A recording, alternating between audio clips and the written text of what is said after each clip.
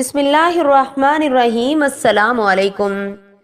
کفار کا ظلم و ستم جاری رہا۔ ایسے میں ایک دن حضور صلی اللہ علیہ وسلم صفا کی پہاڑی کے پاس موجود تھے۔ ابو جہل آپ کے پاس سے گزرا۔ اس نے آپ کو دیکھ لیا اور لگا گالیاں دینے۔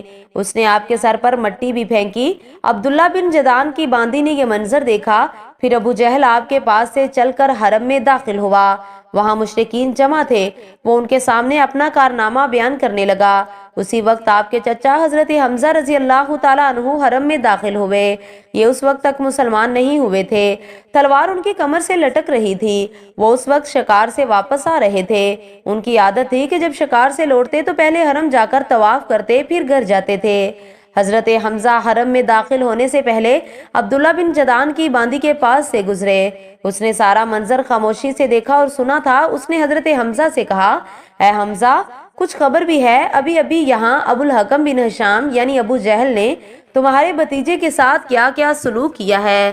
وہ یہاں بیٹھے تھے۔ ابو جہل نے انہیں دیکھ لیا، انہیں تکلیف پہنچائی اور گالیاں دی اور بہت بری طرح پیش آیا۔ آپ کے بھتیجے نے جواب میں اسے کچھ بھی نہیں کہا۔ ساری بات سن کر حضرت حمزہ نے کہا، تم جو کچھ بیان کر رہی ہو، کیا یہ تم نے اپنی آنکھوں سے دیکھا ہے؟ اس نے فوراً کہا، ہاں میں نے خود دیکھا ہے۔ یہ سنتے ہی حضرت حمزہ رضی اللہ تعالیٰ عنہ جوش میں آ گئے۔ چہرہ غصے سے تمتما اٹھا۔ فوراً حرم میں داخل ہوئے۔ وہاں ابو جہل موجود تھا۔ وہ قریشیوں کے درمیان میں بیٹھا تھا۔ یہ سیدھے اس تک جا پہنچے۔ ہاتھ میں کمان تھی، بس وہی کھینچ کر اس کے سر پر دے ماری۔ ابو جہل کا سر پھٹ گیا۔ حضرت حمزہ رضی اللہ تعالیٰ عنہ نے اسے کہا، تو محمد کو گالیاں دیتا ہے؟ سن لے، میں بھی اس کا دین اختیار کرتا ہوں۔ جو کچھ وہ کہتا ہے وہی میں بھی کہتا ہوں۔ اب اگر تجھ میں ہمت ہے تو مجھے جواب دے۔ ابو جہل ان کی منت سماجت کرتے ہوئے بولا، وہ ہمیں بے عقل بتاتا ہے، ہمارے معبودوں کو برا کہتا ہے، ہمارے باپ دادا کے راستے کے خلاف چلتا ہے۔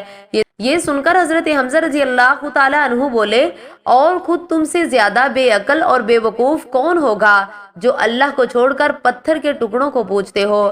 میں گواہی دیتا ہوں کہ اللہ کے سوا کوئی معبود نہیں، اور میں گواہی دیتا ہوں کہ محمد اللہ کے رسول ہیں۔ ان کے یہ الفاظ سن کر ابو جہل کے خاندان کے کچھ لوگ ایک دم حضرت حمزہ کی طرف بڑھے اور انہوں نے کہا، اب تمہارے بارے میں بھی ہمیں یقین ہو گیا ہے کہ تم بھی بے دین ہو گئے ہو۔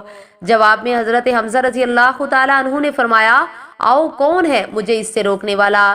مجھ پر حقیقت روشن ہو گئی۔ میں گواہی دیتا ہوں کہ وہ اللہ کے رسول ہیں۔ جو کچھ وہ کہتے ہیں وہ حق اور سچائی ہے۔ اللہ کی قسم، میں انہیں نہیں چھوڑوں گا۔ اگر تم سچے ہو تو مجھے روک کر دکھاؤ۔